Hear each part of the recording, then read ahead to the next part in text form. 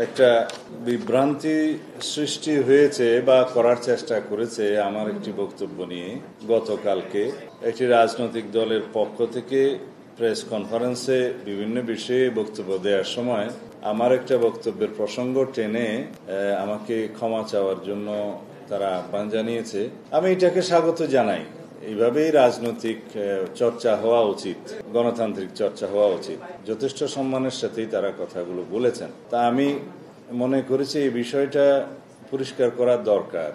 গতকালকে সকালে শহীদ রাষ্ট্রপতি জিয়াউর রহমানের মাজারে আমাদের একটি সংগঠনের পক্ষ থেকে জিয়ারত এবং পুষ্পমাল্য অর্পণের একটা অনুষ্ঠানের পরে আপনাদের সাথে কথা বলার সময় আপনাদের প্রশ্নের উত্তরে আমি কিছু কথা বলেছিলাম। সেটা আমি আমার ভিডিওটা দেখে আবার প্রিন্ট করেছি, সংকলিত করেছি। সেটা আমি আপনাদের সামনে আবার পড়ি। এক্স্যাক্টলি আমি কি বলেছি সেটা ভিডিওতে আছে, আপনারা পরীক্ষা করতে পারেন। জুলাই জাতীয় সনদের ঐতিহাসিক স্বাক্ষর অনুষ্ঠানকে কেন্দ্র করে অনুষ্ঠানের আগে দুপুর 11টা-12টার দিকে হতে পারে, ওই সময় কিছু বিশৃঙ্খলা সৃষ্টি হয়েছিল সংসদ ভবনের দক্ষিণ প্লাজার ওই মাঠে। সেই প্রেক্ষিতে আমাকে প্রশ্ন করা হলে আপনাদের মধ্যে থেকে একজন, তা আমি বলেছিলাম জুলাই যোদ্ধা নামে একটি সংগঠন আমাদের সাথেও কথা বলেছিল, ঐকমত্য কমিশনের সাথেও কথা বলেছে। তাদের একটা যৌক্তিক দাবি ছিল, সেই যৌক্তিক দাবি পূরণের জন্য আমি নিজেও স্ট্যাটাস দিয়েছিলাম, কথা বলেছিলাম, এবং সেটা ঐকমত্য কমিশনের সহসভাপতি প্রফেসর আলী রিয়াজ সঠিকভাবে অ্যাড্রেস করেছেন, সেটা প্রেসে বলেছেন এবং সংশোধন করেছেন।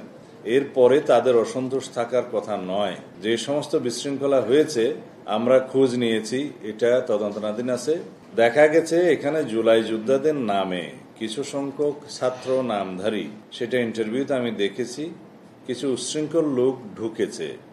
সেটা ফ্যাসিস্ট সরকারের ফ্যাসিস্ট বাহিনী বলে আমি মনে করি, এবং আওয়ামী ফ্যাসিস্ট বাহিনী যে এখনো সমস্ত জায়গায় বিভিন্ন ফাঁকফুঁক করে বিশৃঙ্খলা সৃষ্টি করার চেষ্টা করছে সেটা গতকাল দৃশ্যমান হয়েছে। এখানে কোনো জুলাই যোদ্ধা, সঠিক কোনো জুলাই অভ্যুত্থানের সাথে জড়িত কোনো সংগঠন অথবা কোনো ব্যক্তি জড়িত থাকতে পারে না। এটা ছিল আমার সুস্পষ্ট বক্তব্য। এই কথার মধ্য দিয়ে প্রকৃতপক্ষে আমি জুলাই অভ্যুত্থানের সাথে জড়িত ব্যক্তি, সংগঠন এবং শক্তিদের সম্মানিত করার চেষ্টা করেছি, যাতে কোনো ক্রমেই কেউ যেন জুলাই যোদ্ধাদেরকে এই সমস্ত কর্মকাণ্ডের জন্য, উচ্ছৃঙ্খল কর্মকাণ্ডের জন্য অভিযুক্ত না করতে পারে এবং তাদের সম্মানহানি না হয়। কারণ জুলাই গণ অভ্যুত্থান, ছাত্র গণ অভ্যুত্থান 2024, আমার জুলাই যোদ্ধাদের একটি সংগঠনের নেতা, সম্ভবত ওনার নাম জাহিদ অথবা জেহাদ হতে পারে, আমি তার সঠিক উচ্চারণটা জানি না, জেহাদই হবে। তাদের সাথে আমরা যোগাযোগ করেছিলাম। তারা আমাদের সাথে কথা বলে জুলাই জাতীয় সনদের অঙ্গীকারনামার 5 নম্বর দফা সম্পর্কে আপত্তি জানিয়েছিল। আপনারা জানেন সেই 5 নম্বর দফায় ইতিপূর্বে যেভাবে লেখা ছিল, সেই লেখাতে একটা কথা ছিল এরকম যে গণ অভ্যুত্থান পূর্ব 16 বছরের ফ্যাসিবাদ বিরোধী গণতান্ত্রিক সংগ্রামে গুম, খুন ও নির্যাতনের শিকার হওয়া ব্যক্তিদের এবং 2024 সালের জুলাই আগস্টের গণ অভ্যুত্থানকালে সংগঠিত সকল হত্যাকাণ্ডের বিচার, শহীদদের রাষ্ট্রীয় মর্যাদা প্রদান ও শহীদ পরিবারগুলোকে যথোপযুক্ত সহায়তা প্রদান এবং আহতদের সুচিকিৎসা ও পুনর্বাসনের ব্যবস্থা নিশ্চিত করব, এটা অঙ্গীকারনামায়। এইখানে জুলাই আগস্টের গণ অভ্যুত্থানকালে সংগঠিত সকল হত্যাকাণ্ডের বিচার, এই শব্দটা নিয়ে তাদের আপত্তি ছিল। এই শব্দগুলো নিয়ে তারা আশঙ্কা করছিলেন যদি সকল হত্যাকাণ্ডের বিচার করা হয় তাহলে যারা জনপ্রতিরোধের মুখে কিছু সংখ্যক দুষ্কৃতিকারী, স্বৈরাচারের দোসর প্রাণ হারিয়েছে, তাদের বিষয়ে হয়তো তাদেরকে হত্যার জন্য অভিযুক্ত করা হতে পারে, এই আশঙ্কাটা ছিল। সেই জন্য তাদের অনুরোধের প্রেক্ষিতে এবং আমাদের বিবেচনায় আমি তাৎক্ষণিকভাবে আমার ভেরিফাইড ফেসবুক পেজে অ্যাকাউন্টে আমি একটি স্ট্যাটাস দিয়েছিলাম এবং সেই স্ট্যাটাসটা তাদেরকে আমি তখনই শেয়ার করেছি এবং জাতীয় ঐকমত্য কমিশনের সহসভাপতি প্রফেসর আলী রিয়াজ সাহেবের সাথে কথা বলে তাকেও শেয়ার করেছি এবং তিনি আমার মতামতের সাথে একমত পোষণ করে বললেন যে আমি তাদের সাথে কথা বলছি এবং তাদেরকে সংশোধন করার জন্য এই অঙ্গীকারনামার 5 নম্বর দফাটা আশ্বস্ত করেছে এবং করে প্রেসে কথা বলে তাদেরকে আমরা জানাবো, এই কথা আমাকে প্রফেসর আলী রিয়াজ সাহেব জানালেন।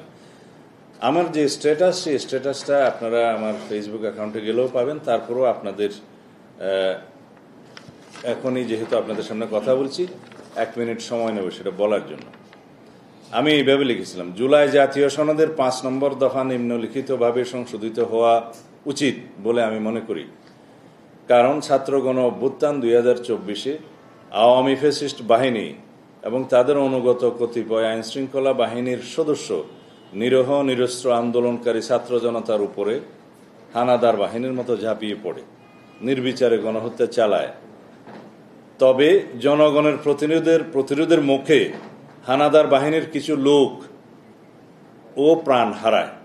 তারা গাদ্দার, বিশ্বাসঘাতক। উইদিন ব্র্যাকেট জনতার আদালতে তাদের বিচার হয়ে গেছে। সুতরাং যৌক্তিক কারণে তাদের বিচার গণ অভ্যুত্থানের যুদ্ধের ময়দানে সম্পন্ন হয়ে গেছে। তাই 5 নম্বর দফা নিম্নলিখিতভাবে সংশোধন করা উচিত। সেটা যেভাবে সংশোধন করার প্রস্তাব করেছে সেটা এরকম: গণ অভ্যুত্থান পূর্ব বাংলাদেশে 16 বছরের ফ্যাসিবাদ বিরোধী গণতান্ত্রিক সংগ্রামে গুম, খুন ও নির্যাতনের শিকার হওয়া ব্যক্তিদের এবং 2024 সালের জুলাই আগস্ট গণ অভ্যুত্থানকালে ফ্যাসিস্ট আওয়ামী লীগ ও তার সহযোগী কতিপয় আইনশৃঙ্খলা বাহিনীর কতিপয় সদস্যদের দ্বারা সংগঠিত সকল হত্যাকাণ্ডের বিচার, শহীদদের রাষ্ট্রীয় মর্যাদা প্রদান ও শহীদ পরিবার, আহত বীর যোদ্ধাদের যথোপযুক্ত সহায়তা প্রদান, যেমন মাসিক ভাতা, সুচিকিৎসা, পুনর্বাসন ব্যবস্থা এবং শহীদ পরিবার ও আহত বীর যোদ্ধাদের নিরাপত্তা নিশ্চিত করব। এটা বলা যায় প্রায় হুবহু এই সংশোধনীটা জাতীয় ঐকমত্য কমিশনের পক্ষ থেকে গ্রহণ করা হয়েছে এবং সেটা সংশোধিত আকারে প্রেসে তাৎক্ষণিকভাবে ডেলিভারি করা হয়েছে, প্রফেসর আলী রিয়াজ সাহেব বলেছেন। এবং জুলাই যোদ্ধাদের নামে যে সমস্ত সংগঠন এবং ব্যক্তি ওখানে ছিলেন তারা সন্তুষ্ট হয়ে তারা স্থান ত্যাগ করেছে।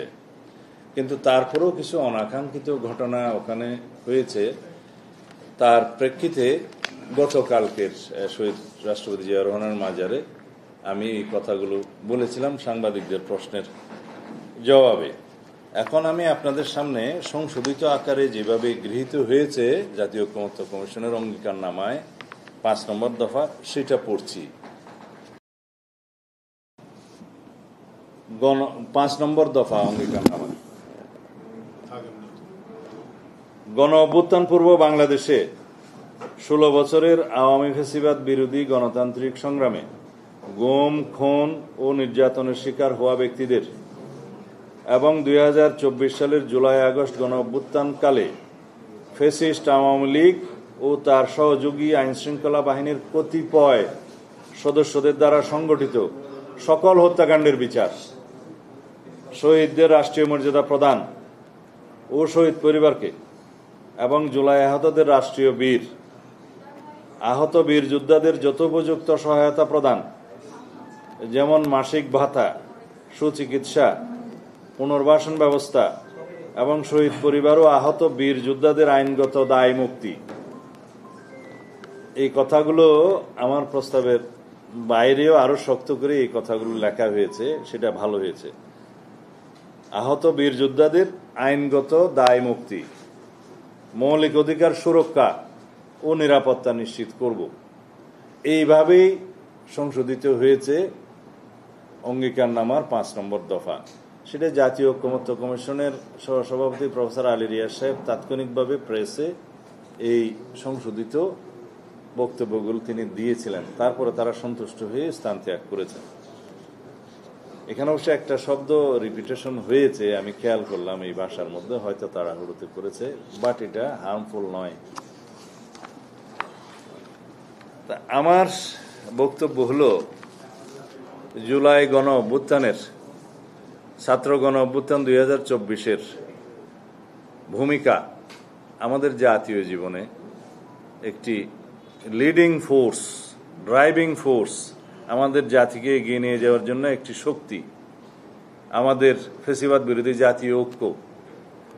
এর মধ্যে কোনো রকমের কোনো কলঙ্ক, দাগ স্থাপন হোক, সেটা আমরা কখনোই চাইতে পারি না। যে কোনো বিষয়ে বক্তব্য দেওয়ার সময় আমরা যেন এই বিষয়ে সাবধানতা অবলম্বন করে আমরা নিজেরা এবং সবাইকে সে আহ্বান জানাবো। এই প্রেক্ষিতে বাংলাদেশ জামায়াত ইসলামের সম্মানিত আমির একটি স্ট্যাটাস দিয়েছে, আমি দেখলাম।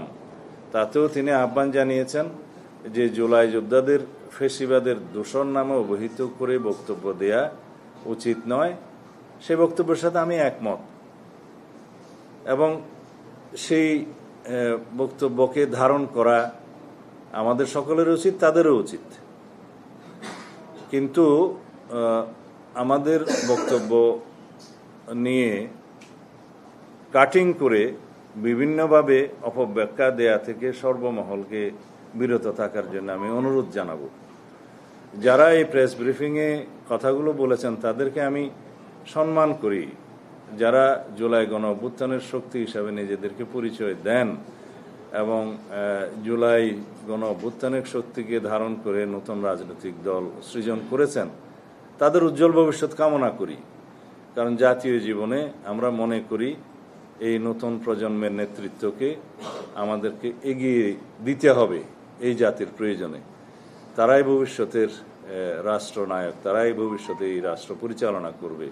গণতান্ত্রিকভাবে বাংলাদেশকে এগিয়ে নিয়ে যেতে তাদের অবদান অপরিসীম, এবং ভবিষ্যতেও তারা সেই গণতান্ত্রিক চর্চাকে অব্যাহত রাখবেন বলে আমি বিশ্বাস করি।